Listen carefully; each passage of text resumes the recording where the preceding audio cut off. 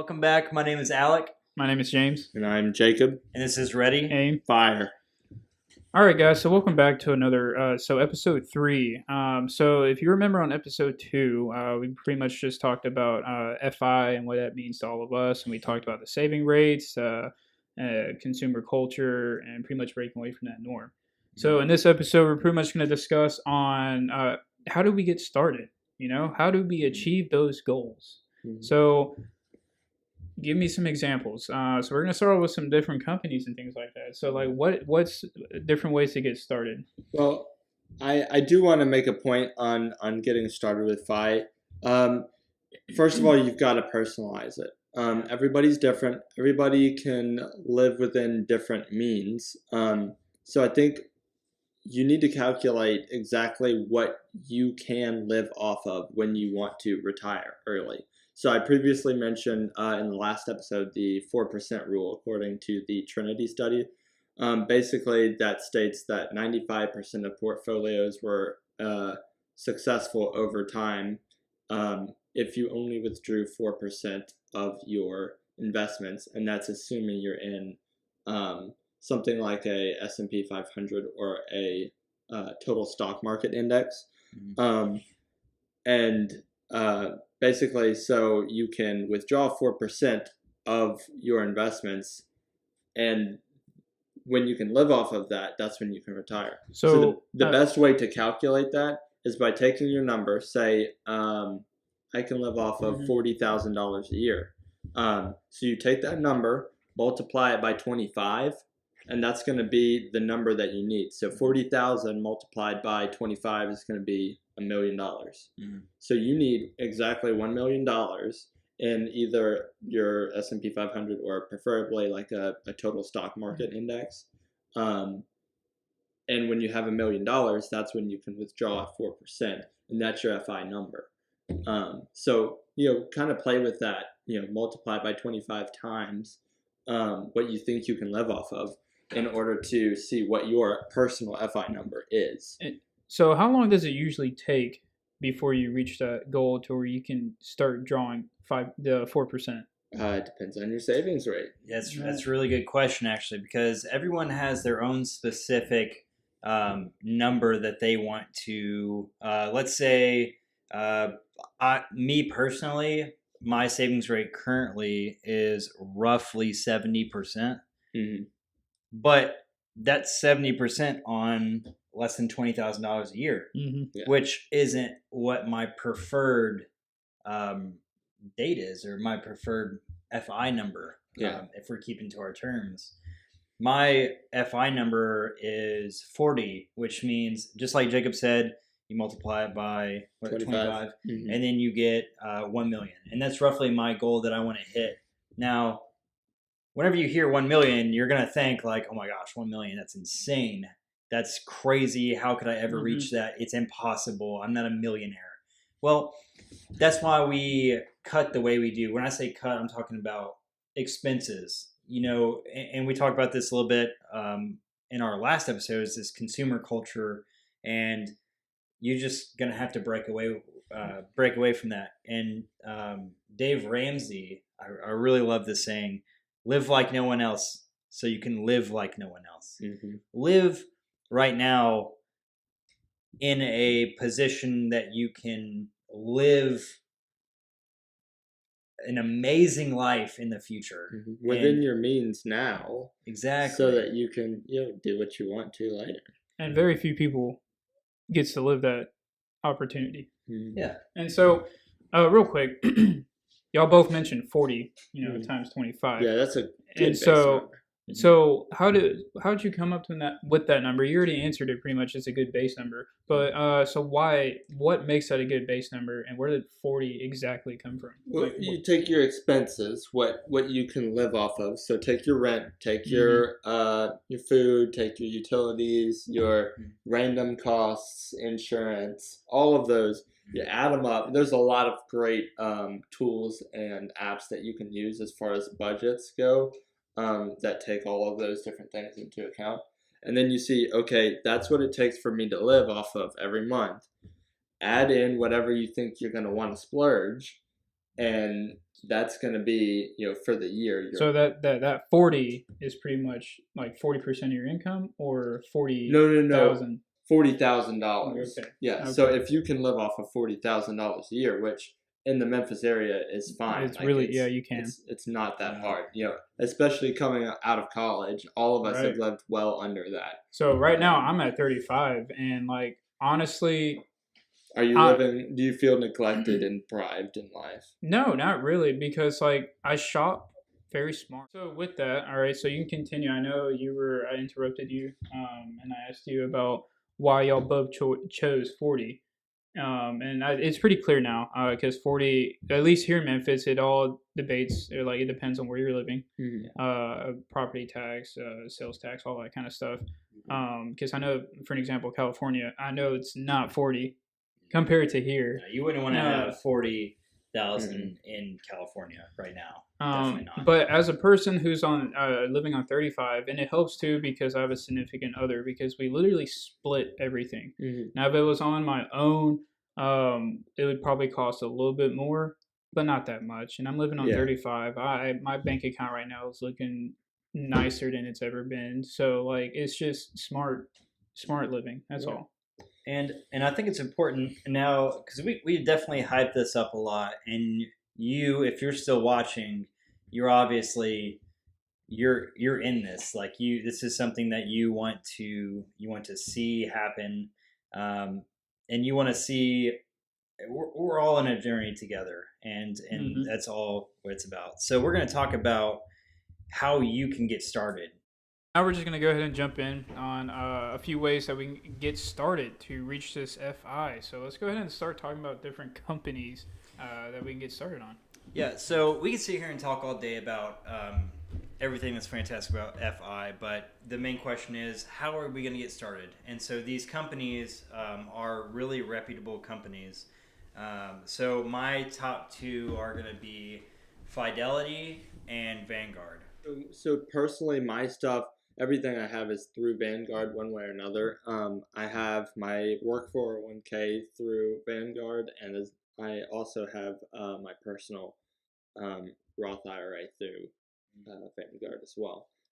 Strictly because Vanguard has really low expense ratios. I mean, it is what it is. They're kind of I won't say like the founders of the low expense ratio, but they are historically known for their really low ratios. So what are they at right now? Give us like a good, not yours. We don't want to put our personal information, but no, I mean like, so the total stock market index is what I have most of my portfolio in, and it's at like a 0.04%. And that's for the Admiral share, the VTSAX, ticker symbol VTSAX. Yeah. And what would you say, since that's really good, what would you say is like the average? The average is closer to a couple percent. I mean, you go to these actively managed funds that any bank will recommend to you, or all these financial advisors that want you to sign up for actively managed funds. They're going to be up, 1%, 2%, which is ridiculous when it comes to long-term goals. You can calculate the difference between your portfolios with just 1.5%, and see like the significant difference in how that performs over time, specifically a long period of time, because the power of compounding is ridiculous. So the lower the expense ratio that you can get with an index, or whatever it is that I recommend index funds, but the lower the expense ratio, the better. So 0.04 compared to like 2% is going to be way, way, way, way, way better. I think Fidelity, which Alec likes, has a 0% expense ratio. Yeah, I could talk a little bit about that, because most of my holdings are in Vanguard, but I do have several other accounts. My two primary accounts are going to be Vanguard and Fidelity. In Fidelity, they're doing really well. They're combating Vanguard right now. I think they're down to 1.5%. Or excuse me, 0.015%. Right. Whereas Vanguard is 0.04. So did they go up from the 0% to a point zero? No, so that's one of their that's just a grouping of some of their funds. Not all of their funds are obviously going to be 0.015, just like not all of Vanguard's funds are going to be 0.04. But Vanguard, or excuse me, Fidelity does have a line of index funds that are zero expense ratios. Mm-hmm. And I do hold a zero expense ratio account called ticker symbols F.ROX, F.ROX, and that has done well.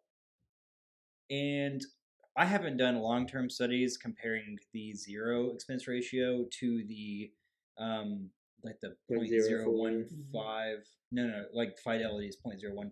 Gotcha. Because that one of their funds, I believe it's F.ROX, and they have another fund that's like equivalent to F.ROX, but it has a 0.015%. Yeah. But I have watched some videos on the comparison, and it's it's small. It's like it looks like over a long term, the 0% is outperforming by like $11. So it's really not too big of a not deal. that significant. Yeah. Right. We do talk a lot about the percentages as far as these go because thinking about long term, say that your portfolio hits your target of $1 million if your 4% rule is $40,000, then let's say if the market average is 8 to 12%, let's say 8% on the lower end. 8% of $1 million is going to be $80,000. Like that's a lot of money. And so if you lose 2% of that, that's going to be a significant portion. That's a lot of money that you could be potentially missing out on. So we want that expense ratio low, really low. Right. And so one thing while we're on Fidelity, you did mention that you signed up for a credit card for them, right? And tell us a little bit about their benefits, because I know a lot of credit cards, some offer cash back and their APR rates and stuff like that. So go ahead and explain to us why you specifically got the credit card and how it's benefiting you. Yeah, so Fidelity has this signature Visa card, and I'm not usually one for credit cards. I grew up on the Dave Ramsey, where you have no debt, you should pay off all debt. But as I've progressed in my financial understanding and my knowledge, I've understood that there are some aspects of credit cards that are beneficial, and I don't agree with the majority of these with the majority of these credit cards, but the Fidelity Signature Visa card has got a 2% on 2% cash back on everything related. Well, in that whatever you use that card on, you get 2% back on with everything. It's a flat rate, and they call it cash back. It's really a rewards program where you can, when you go to redeem these rewards, you get 2% back on that money you spent, and it gets transferred into an already existing Fidelity account. Which such I as think an investment, right? Pretty much. Yeah. So I have mine set up right now to where after each cycle, my money gets invested into, well, currently F.ROX, which will soon be that 0.015 fund that's equivalent to such. If you don't know what F.ROX is, it's essentially the total stock market index fund. So basically, your 2% cash back is automatically investing into your F.ROX? Yes, currently. Okay, so So in a way, I mean, that's just free money coming into from like purchases that you made that they give back. It's going right into investments. So that's more money going to investments, less work for you because it's already automatically doing it. As long as you're like responsibly using it only on things that you would normally buy. And using, I mean, this is like an old school tale, but I've always been told back in the day. This may not be relevant now, better rules, but like I typically don't use a credit card unless I have that money in my bank account right now. Exactly. And so I feel like that's one good way of spending smart with a credit card. Yeah. But other than that, so yeah, that's great. I'm definitely gonna jump on that train with the Fidelity and signing up for that credit card. Yeah. I'm definitely gonna be meeting up with Jacob because I also have a 401k. We're gonna Mhm. discuss a little bit more about it, smarter ways on how to put my money into it.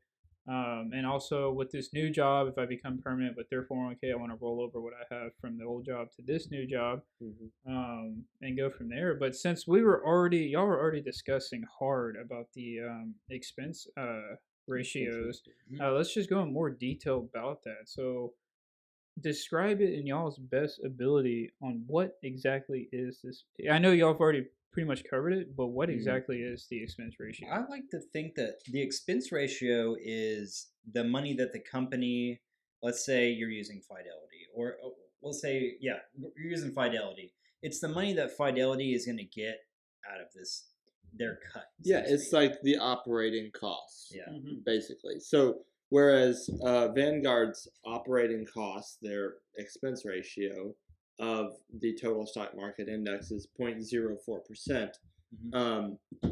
Fidelity came up with the 0% to kind of combat the Vanguard because it was so low, and Vanguard was taking up everybody on the market for the total stock market index. So Fidelity had to kind of try and steal away a little bit of the competition, so that made that ridiculously low expense ratio, which is excellent for the buyers. Putting a certain percent away, you're going to outperform anybody who's not. So get your money moving for you somehow. Do something. Yeah. Something's better than nothing. Do you have anything to caveat on top of that? On which do you foresee being better? Yeah, so that's a good question, and that you could go so in depth with which funds, which funds are the best, which companies are the best, and what I think it comes down to is your expense ratio. Right now, Fidelity is winning the expense ratio, but there's also your tracking.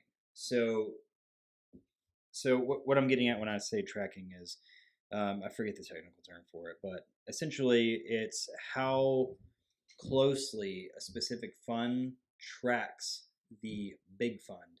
So if we're talking about the total stock market index fund, that is its own fund, right? Vanguard is attempting to track the total stock market index fund. Vanguard doesn't own the total stock market index fund. They have one.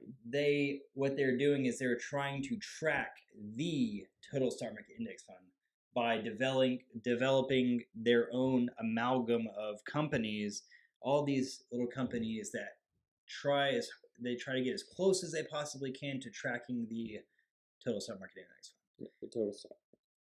And that's the same for every company. Every company does that. Fidelity has their own total stock market index fund. Again, there's a tracking difference. And I think that your expense ratio, your tracking, because if you're 0.07% off on your tracking, let's say that Fidelity is 0.0% off or 0.07% off, it could be in the negative, it could be in the positive.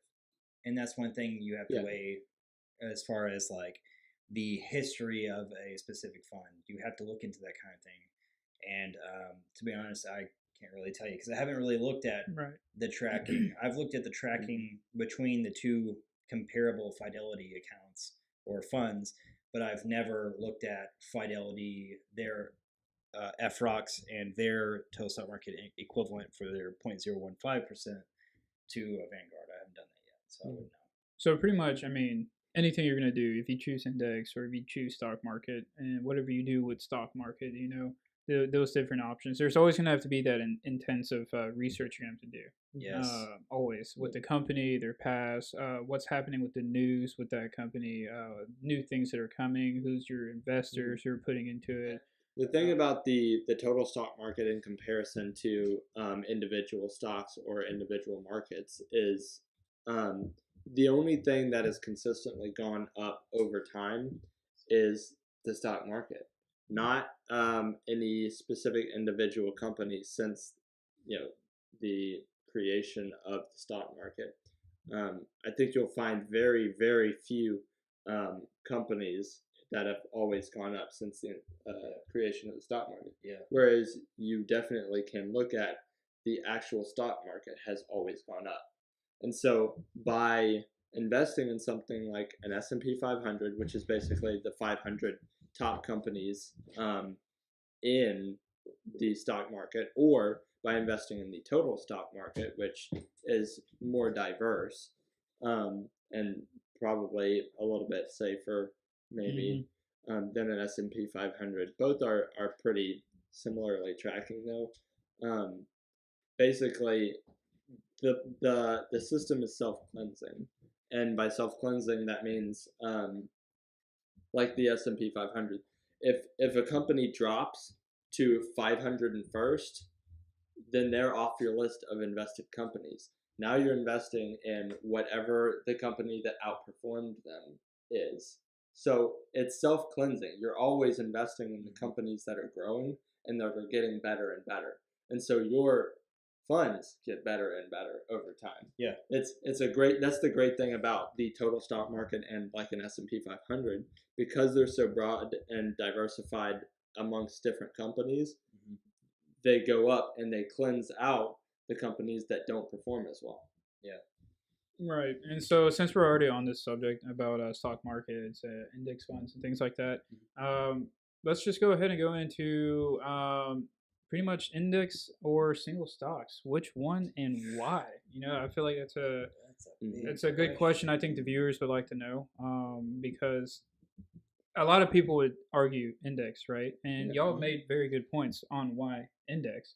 But you're always going to have those people who are all about single stocks. And I would like to hear y'all's opinion. Well, I can pull up numbers about it. And while you're doing numbers, while you're doing that, I can speak. Yeah, go for it. Go for it. I'll see what I can find. So, in the grand scheme of things, to each their own. Me personally, because I as much as I would like to talk about how I'm not a huge fan of single stocks, all the reasons why I don't think it's a good idea, there is just as much reasons the opposite. Not to cut you off or anything, let's for single stocks, for people who probably don't know what single stocks are, give us an example. Like, are you talking about like day trading options and stuff like that?